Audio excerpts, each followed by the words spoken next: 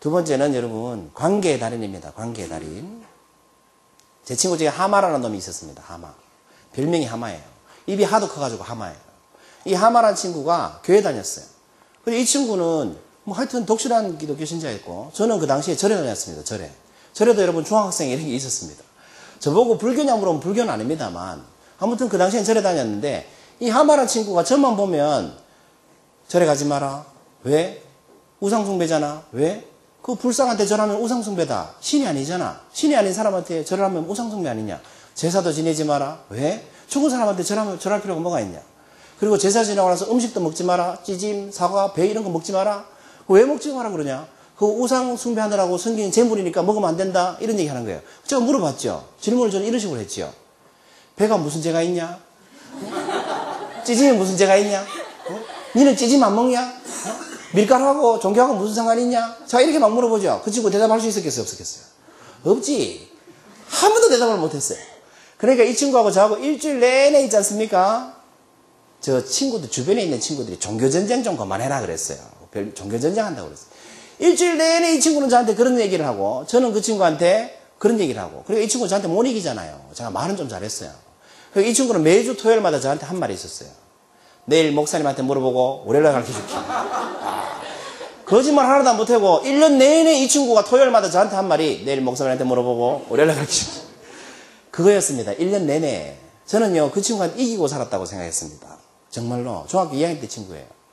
중3 때는 다른 반이 됐고, 그리고 대학교 다닐 때 제가 1학년 때인가 2학년 때인가 이 길을 걸어가는데 우연히 그 하마라는 친구를 만났어요. 반갑지요. 1년 내내 종교생활 했으니까. 악수하면서 물어보죠. 아직도 교회 다니냐? 이렇게 물어보잖아요. 열심히 다니고 있대요. 여러분 제가 이겼습니까? 졌습니까? 졌습니다. 뭐에 이겼습니까? 말싸움만 이겼습니다. 말싸움만. 마음은 하나도 못 이겼습니다. 여러분 부부싸움 가끔 하십니까? 하십니까?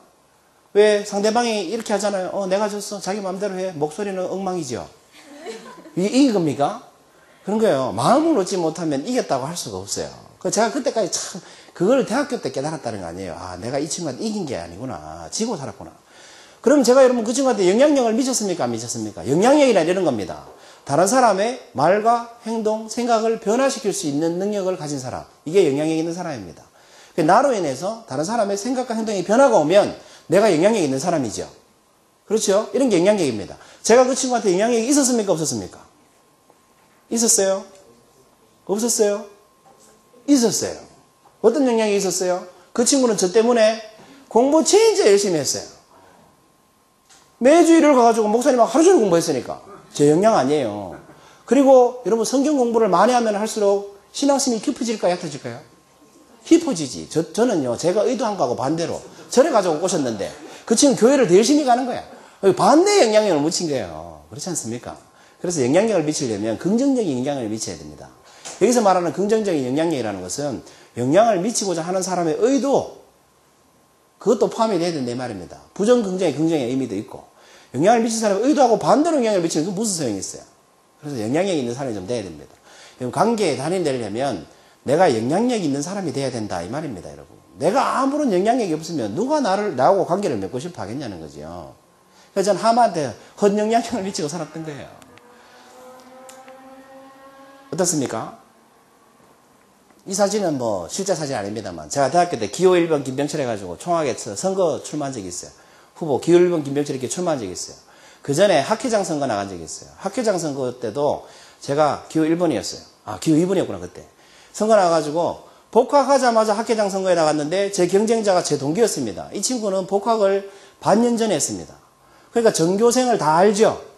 저는 갑복학을 했으니까 아는 얼굴이라고는 저하고 같이 수업 듣는 동기밖에 없었어요. 그것도 후배들이죠. 제 동기들은 다 졸업했을 테니까. 후배밖에 없었어요. 그런데 학회장 선거를 하는데 저를 아는 사람이 그 과 전체에서 있지 않습니까? 5분의 1도 안 됐어요. 제가 절대적으로 불리하죠. 근데 학회장 선거에 출마를 하면 여러분 선거는 출마했다면 무조건 당선돼야 됩니다. 그렇지 않습니까? 떨어지면 그것만큼 억울한 게 없어요. 그래서 당선은 돼야 되겠다. 출마했는 이상 당선돼야 되겠다 하고 작전을 짰죠. 아는 사람이 하나도 없는데 누가 저를 찍어주겠어요. 근데 그 친구는 후배들하고 친하더라고. 야, 전략을 짰습니다. 방법은 하나밖에 없다. 유세를 잘하자. 그때 유세 다 기억 안 납니다만 한마디 기억나는 유세가 있어서 제가 써봤습니다. 여러분, 저는 여러분의 바퀴벌레가 되겠습니다. 이렇게 유세를 했던 기억이 납니다. 왜 바퀴벌레냐? 바퀴벌레는 구석구석 못 들어가는 데가 없죠. 그렇죠? 그럼 바퀴벌레 밟아봤습니까? 밟으면요, 잘 안 죽습니다. 기 갑니다. 다리 끊긴 채로. 생명력 길지요? 그 바퀴벌레는 온갖 군데를 다 들어갈 수 있으면서도 잘 죽지도 않으면서 부지런합니다, 딴에는. 그래서 제가 여러분의 바퀴벌레가 돼서 이과의 구석구석을 다 돌아다니면서 여러분을 위해서 봉사하겠습니다. 여러분 저 찍어주십시오. 이렇게 유세했습니다. 그래가지고 한 표 차로 이겼다는 거 아닙니까? 정말로 한 표 차로 이겼습니다. 제하고 경쟁 붙었던 그 동기는 이렇게 유세했습니다. 찍어주시면 열심히 하고요. 안 찍어주면 말고. 이런 식으로 유세를 했습니다. 그러니까 여러분 얼마나 이게 중요합니까? 어쨌든 한 표 차로 당선이 됐습니다. 당선되고 나면 학과장님이라고 있죠, 학과장. 학과장님한테 인사를 하러 가잖아요, 교수님한테. 인사를 하러 갔는데 몇 표 차이로 당선됐냐? 2표 차이로 당선됐습니다. 이랬더니 몇 명 차이냐? 이렇게 물으시대요. 당연히 2표 차이 아니냐? 2표 차이입니다. 이랬더니 다시 생각해봐라. 이러시대요. 여러분 2표 차이로 당선된 사람은 기권이 없다고 했을 때 몇 명 차이로 이긴 겁니까? 맞습니다. 한 명 차이로 이긴 거죠. 기권이 없을 때 50대 50인데 한 명 이쪽을 찍으면 51대 49가 되잖아요. 맞죠? 2표는 몇 명 차이입니까? 한 명 차이입니다. 여러분 평소에 이런 생각 하십니까? 한 사람을 잃으면요 2표 잃는 거하고 똑같습니다. 한 사람을 얻으면요 2표 얻는 거하고 똑같습니다.